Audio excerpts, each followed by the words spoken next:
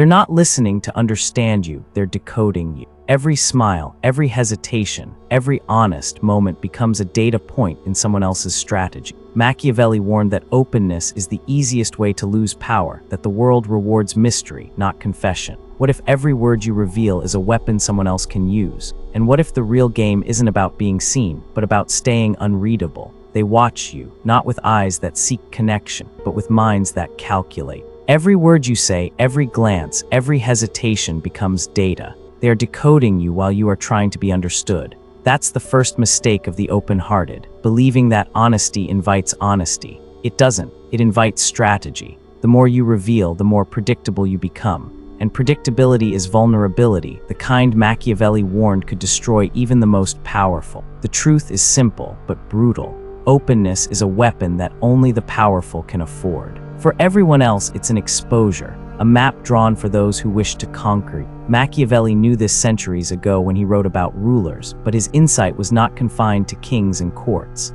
He was describing human nature itself, our instinct to manipulate, to dominate, to extract advantage from the weaknesses of others. You may not wear a crown, but the world you walk through is political. Every relationship, every conversation, every social dynamic is a negotiation of power. Here's the thing, most people don't realize they're living inside a power game. They mistake transparency for virtue. They think being real means being defenseless, that being authentic means exposing their fears and their past to anyone who listens. They wear their hearts on their sleeves, believing this makes them brave. But to the calculating mind, that kind of openness is blood in the water. Sharks don't admire honesty, they smell opportunity. Machiavelli wrote, "A prudent man should always follow in the path trodden by great men and imitate those who are most excellent, so that if he cannot reach their perfection, he may at least acquire something of its flavor." What he meant was this: study how the powerful survive, watch how they conceal, observe how they speak without revealing, how they listen more than they talk, how they flatter without committing. The great mistake of the naive is believing that silence equals weakness.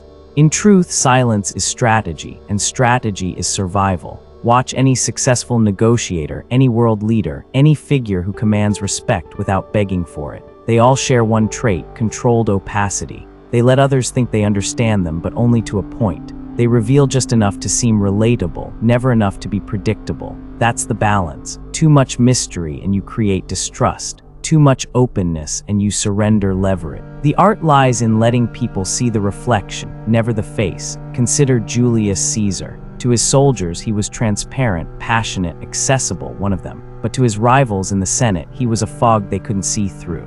He showed warmth strategically, not emotionally. Every public gesture was calibrated. His openness was theater. Behind that curtain of charisma, his mind was cold, deliberate, calculating every alliance, every betrayal before it unfolded. He was real. He was effective. Here's what Machiavelli understood that most people still don't. Human beings are always reading each other, consciously or unconsciously. The mind is a pattern-detecting machine. It looks for tells in tone, in timing, in micro-expression. The more data you feed others, the more control they have over your narrative. That's why the wise never rush to explain themselves. The more you justify, the smaller you appear. Think about it when someone hurts you, and you rush to explain how much it affected you. What are you really doing? You're handing them a playbook. You're teaching them exactly where to strike next time. People don't just hear your emotions, they measure them. They use them as coordinates to map your psychology. And once they know your pressure points, your loyalty, your insecurities, your need for validation,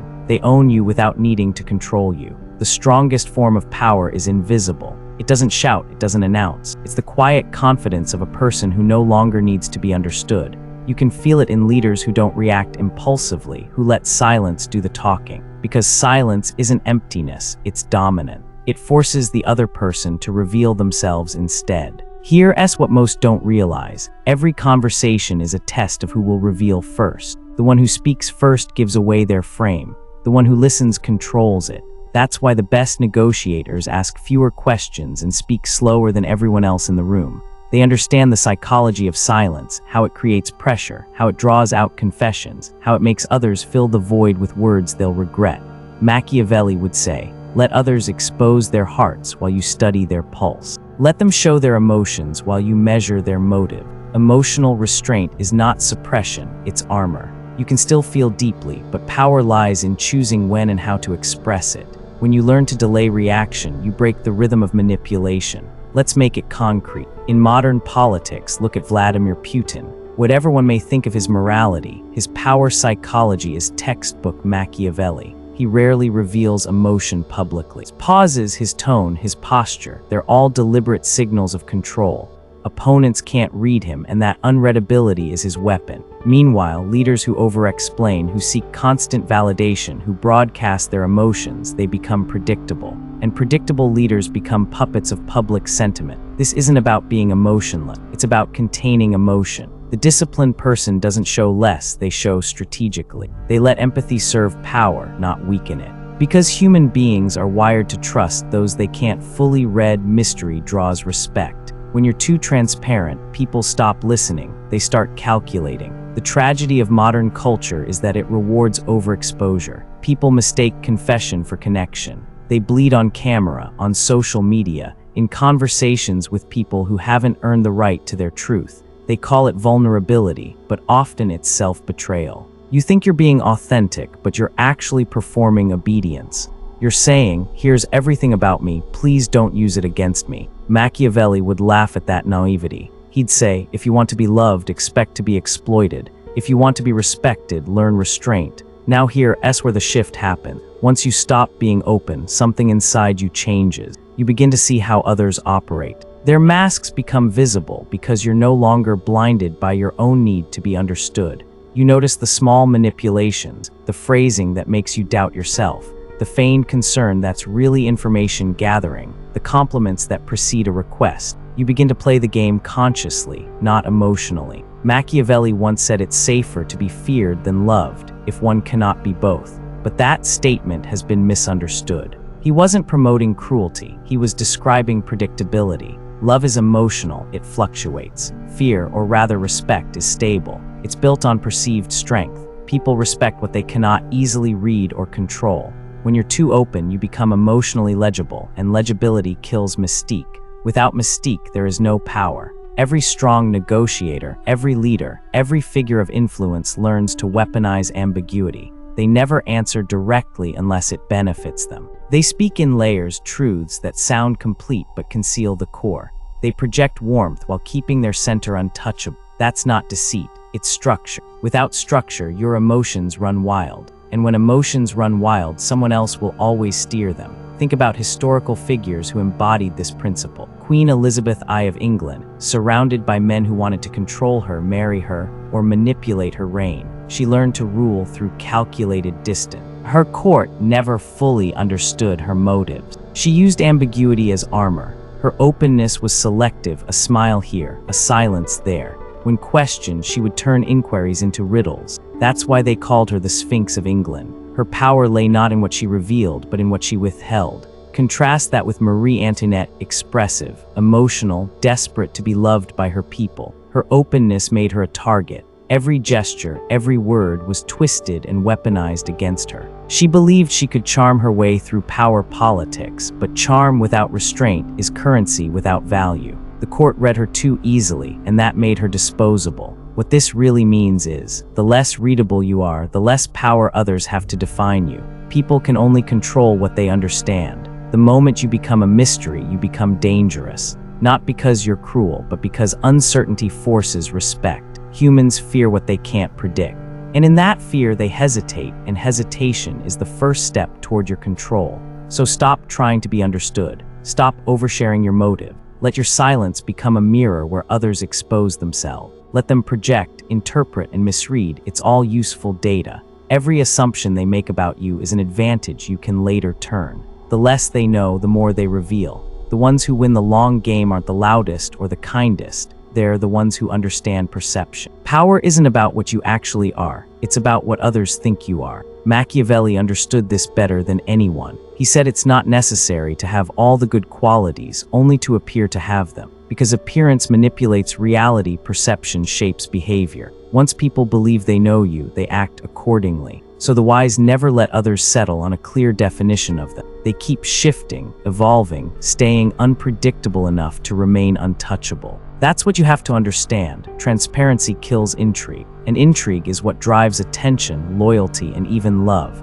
People don't fall in love with what they fully understand, they fall in love with what they can't quite reach. The same rule applies to respect and influence. If they can read every thought you have, you become background noise. But when your motives are layered, when your silences hint at hidden depths, people begin to orbit you. They can't help it. Their curiosity becomes your gravity. The psychology behind this is ancient and primal. In every group, tribe, team, or society, humans instinctively seek hierarchy. We scan for cues of dominance and submission. Those who reveal too much signal lower status because openness implies the need to be liked, understood, or accepted. Those who reveal little project power because restraint implies abundance. You don't explain yourself when you know your value. You don't seek reassurance when you control the frame.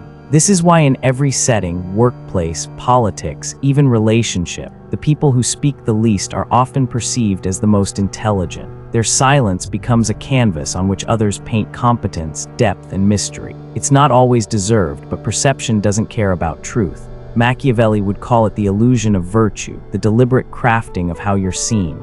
And let's be honest, we live in an era that punishes subtlety. Everyone is screaming to be noticed. But in the chaos of oversharing, restraint becomes magnetic. It's the one thing that can't be faked easily. When everyone else is desperate to be understood, your composure becomes a form of rebellion. It says, I'm not performing. I'm not auditioning for your approval. I'm not readable because I'm not seeking permission. That's real power, the kind that doesn't need validation to exist. But let's strip this down further. What happens psychologically when you stop being open? You reclaim your internal narrative. Most people live in reaction mode. Their mood changes based on who approves of them, who rejects them, who notices them. That's psychological slavery. The open person gives everyone access to their internal levers, anger, joy, fear, and then wonders why they're easily manipulated. Once you close that access, something profound happens. Your mind becomes sovereign territory. No one gets to pull your strings because no one knows where they are. It's not about isolation, it's about control. The Stoics called it self-command, mastery over one's impulses, speech, and expression. Marcus Aurelius wrote, "The best revenge is not to be like your enemy." Machiavelli would have added, "The best defense is not to be readable to him, because the enemy who can't read you can't predict you." And unpredictability is the deadliest weapon in any power struggle. Take negotiation as an example. The amateur tries to win by persuasion. The master wins by control of emotional tempo. They understand that words don't move people, pressure does. And pressure isn't created by aggression, it's created by uncertainty. The more the other person has to guess what you're thinking, the more they'll try to please you. Their mind becomes occupied by your silence. They start negotiating with themselves, lowering their demands before you even speak. That's dark psychology in motion. Machiavelli would say, the first rule of influence is to make people think your reactions are unpredictable. If they can't calculate your next move, they'll default to caution, and caution gives you leverage. In every interaction, you must be either the one who defines the tone or the one who's being defined by it. There's no neutrality. When you're overly open, you hand the other person the pen to write your story. When you're reserved, they project onto you, and their projections become your camouflage. This strategy isn't limited to the political elite. Look at how it plays out in everyday life. The coworker who doesn't rush to fill silences ends up being perceived as more confident. The friend who listens deeply but shares selectively becomes the one everyone confides in. The person who doesn't over-explain commands more respect, even from those who disagree with them. It's not magic, it's controlled information flow. The less you reveal, the more valuable what you do reveal becomes. Machiavelli once compared information to gold. He said a prince should never show all his coins at once, because once people see your wealth, they'll start plotting how to take it. The same goes for emotional wealth. When people see the full map of your feelings, they'll start designing shortcuts through them. They'll know exactly which buttons to push, which fears to trigger, which compliments to use to make you pliable. Emotional transparency is a luxury reserved for those who no longer fear betrayal, which means almost no one. But here's the paradox. People equate guardedness with distrust, yet true trust can only exist between boundaries. The person who trusts everyone trusts no one. They simply lack discernment. Machiavelli would argue that the foundation of trust is power. You trust because you choose to, not because you have to. You reveal because it serves your purpose, not because you can't contain it. Let's step into a historical example that shows this principle with almost surgical precision. Franklin D. Roosevelt. During World War II, FDR mastered the art of emotional concealment. To the public, he appeared calm, confident, unshakable. Few knew how dire his health was or how much uncertainty he faced. He understood that in times of crisis, people don't need your honesty, they need your composure. By hiding his vulnerability, he didn't lie, he led. Because leadership is theater with real consequences. Appear strong and people draw strength from you. Appear uncertain and you infect them with fear. Now contrast that with modern figures who overexpose themselves emotionally in moments of crisis. They may appear relatable for a second, but they lose something crucial, the aura of stability. People don't follow those who are relatable, they follow those who are reliable. And reliability demands control of self. What this really means is, being open isn't always noble. Sometimes it's a way of outsourcing emotional responsibility. When you unload everything you feel, you're asking others to carry what you can't. That's not authenticity. That's dependency dressed as honesty. Real authenticity is the ability to feel deeply while revealing selectively. To stand in the storm without narrating every drop of rain. But let's not romanticize detachment either. The danger of learning to conceal is becoming so cold that you lose touch with your own emotions. That's not power, that's paralysis. The point isn't to kill emotion, it's to domesticate it. Your emotions are wild horses, they can either drag you or carry you. Control doesn't mean suppression, it means direction. You feel everything, but you decide when to show it and to whom. That's what Machiavelli meant by prudence, not cowardice, but timing. He wrote that the wise man acts like the fox and the lion, cunning and courageous. The fox avoids traps through intelligence. The lion frightens wolves through presence. But most people pick one. They're either too clever and manipulative, which makes them distrusted, or too open and bold, which makes them exploited. True power lies in knowing when to switch between the two. Sometimes you must appear gentle to disarm, other times silent to intimidate. The key is choice. Openness must always be a decision, never a reflex. And when you finally master that, when you no longer react impulsively, when you learn to make every word intentional, you start noticing the shift. People begin speaking differently around you. They measure their words. They seek your approval. They start explaining themselves before you even ask. That's when you know you've crossed into the psychological realm Machiavelli described, where your composure becomes influence and your silence becomes authority. Here, as something you won't hear from the self-help crowd. Being unreadable doesn't make you lonely, it makes you selective. You start seeing who deserves access and who only seeks it for exploitation. You realize that most people don't want to know you, they want to use what they know about you. So you learn to speak in symbols, gestures, glances, giving them fragments, never the core. The ones meant to understand you will read between the lines, the rest will misjudge you, and that's fine. Misjudgment is a shield. Because here's the secret Machiavelli left between the lines.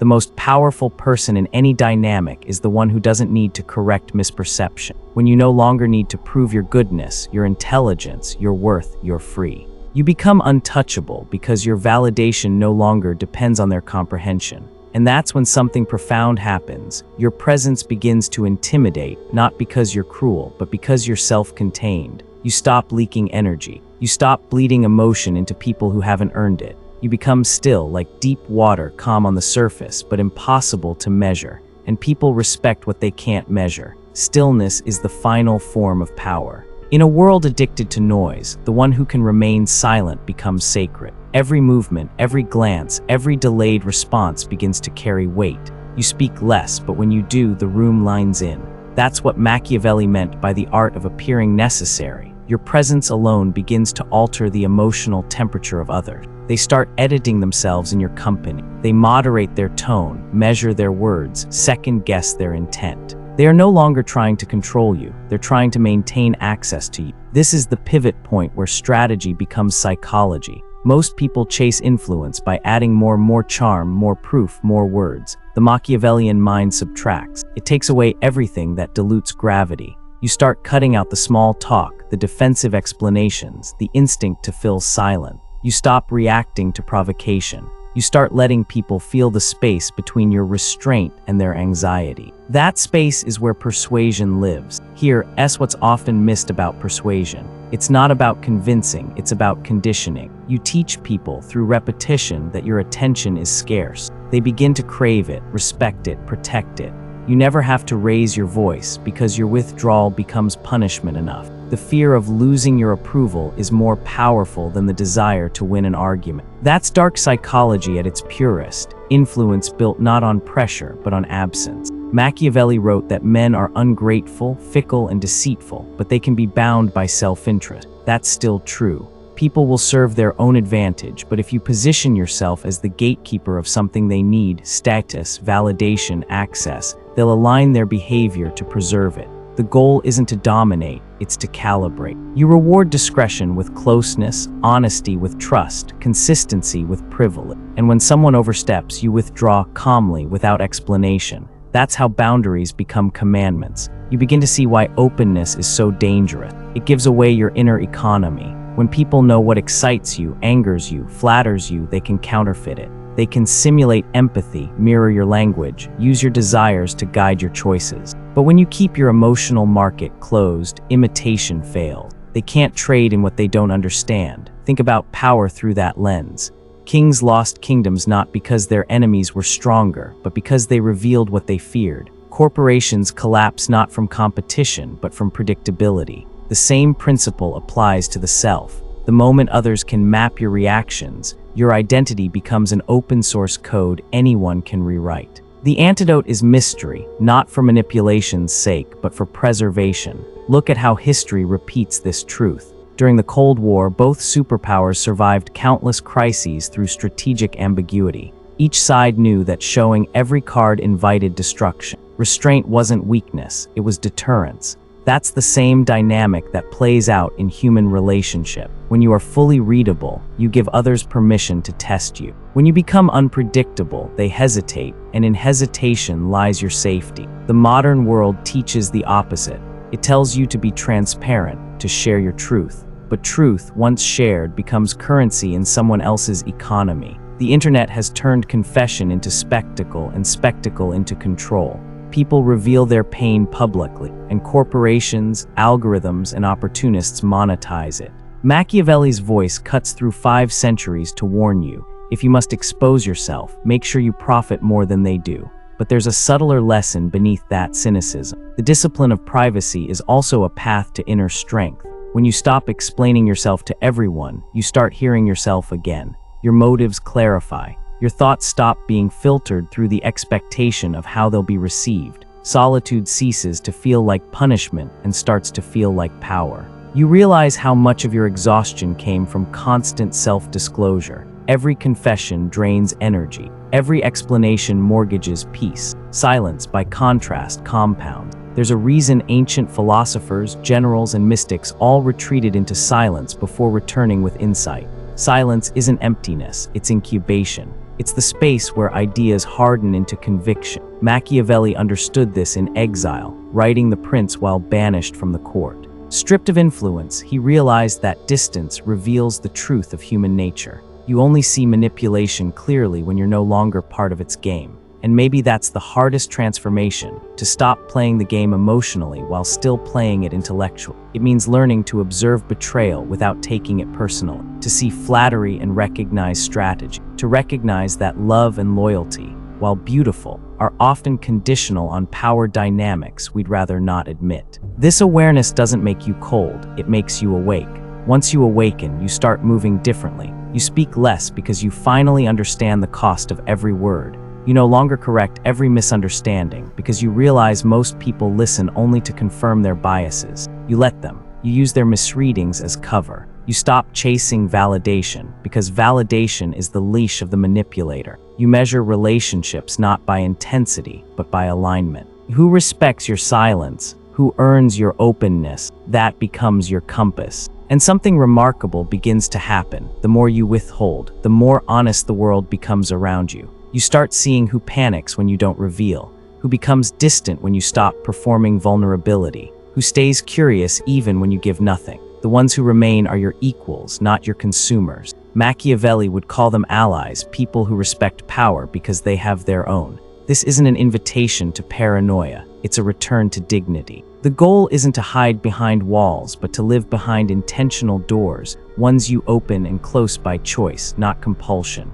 The opposite of being open isn't being closed, it's being deliberate, and that's what separates the sovereign from the servant. To live deliberately is to reclaim authorship of your narrative. You choose what to reveal, how to reveal it, and when. You stop living reactively. Every silence, every expression, every small act becomes part of your design. That's what the great strategists, artists, and leaders understood. The self is not something you discover, it's something you construct. But construction requires privacy. You can't sculpt under surveillance. Think of Leonardo da Vinci, a man of genius who left notebooks full of mirrored handwriting to keep his thoughts unreadable. His secrecy wasn't paranoia, it was protection. His ideas were too valuable to expose prematurely. You are no different. Your thoughts, your plans, your vulnerabilities, all of it has value. Guard it until it's ready. The world doesn't deserve access to what you haven't finished forming. And when you finally do reveal, do it with intention.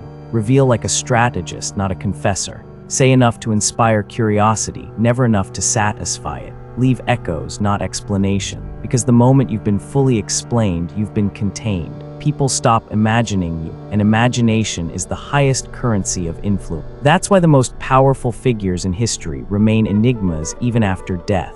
Napoleon, Cleopatra, Machiavelli himself, none of them could ever be fully understood, only interpreted. That's the secret. Mystery survives time. Transparency dies in the moment it's exposed. So if you want to become unshakable, stop narrating your life. Speak less, move intentionally, listen like a spy, and reveal like an artist. When someone asks what you're thinking, smile, not out of deceit, but discipline. When they press for your motives, let silence answer. The wise know that what cannot be read cannot be ruled. You owe the world clarity of action, not confession of thought. You owe others honesty in outcomes, not in vulnerabilities. Be kind but unreadable. Be warm but unpredictable. Let your generosity disarm and your restraint confuse. Make people feel that knowing you fully is a privilege that must be earned, not a right given freely. And remember this, power isn't about control over others. It's about control over access. Who gets to see your mind, your emotions, your time? The most dangerous people in any era have been those who mastered selective exposure. They understood that the less visible their intent, the more visible their impact. Machiavelli's warning wasn't a call to cruelty. It was a call to consciousness. He saw what happens when good people walk through life unarmored, believing that sincerity protects them. It doesn't.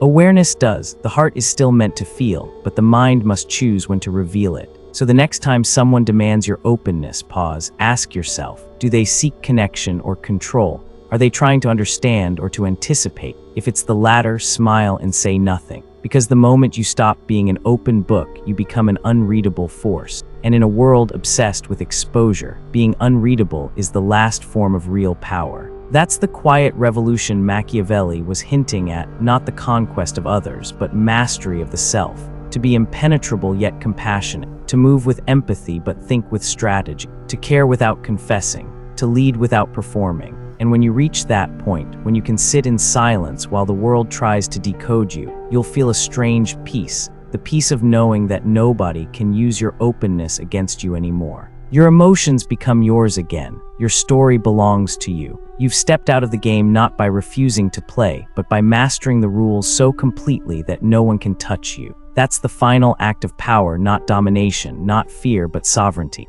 The art of living in full awareness, fully felt yet unreadable. Machiavelli's warning wasn't cynicism. It was protection disguised as prophecy. Stop being open to those who read you like a script. Become the author again.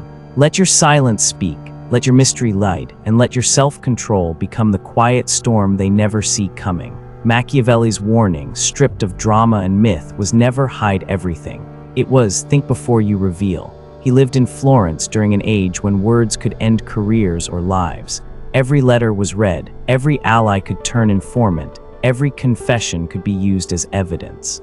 From that danger, he learned a permanent lesson about human behavior. People interpret what you say through their own interest. The more they know of your inner doubts or plans, the more angles they can find against you. 5 centuries later, the setting has changed, but the structure hasn't. Today it's not courtiers and spies, it's social networks, microphones, group chats. The same rule still applies. Whoever controls information controls the game. That doesn't mean you have to become secretive or cold. It means you need proportion. Reveal what builds trust, not what drains leverage. Speak when words move things forward, not when they only satisfy the momentary need to be seen. In practical terms, the art of guarded openness looks simple. You answer questions directly but briefly. You explain decisions, not insecurities. You share feelings as context, not as confession. You listen twice before you volunteer a single opinion. People sense the difference. They feel the steadiness behind restraint. It's not fear, they read it as composure.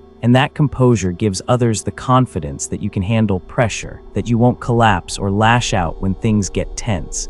That's the real use of Machiavelli's idea of virtue, not cunning for its own sake, but the capacity to act with deliberation in a world ruled by impulse. The more you practice this, the more you notice how rare it is. Modern culture rewards instant reaction. It punishes pause. We mistake speed for sincerity and visibility for worth. Yet almost every enduring figure, from statesmen to scientists, kept a private core, a place inside them that no audience could reach. They understood that clarity of purpose requires a bit of solitude. You can't think independently if every thought is on display. So the lesson isn't to distrust everyone, it's to earn the right to be fully known. Let people approach slowly, through consistency, not charm. Let their curiosity grow natural. The ones who stay after you've stopped performing are the ones safe enough to see you. In politics and leadership, that same rule turns into strategy. A good leader shares vision, not every fear about the vision. They make plans transparent enough for others to act, but keep timing, trade-offs, and contingencies closed. That measured distance is what keeps teams stable and opponents uncertain. Machiavelli would recognize that pattern instantly.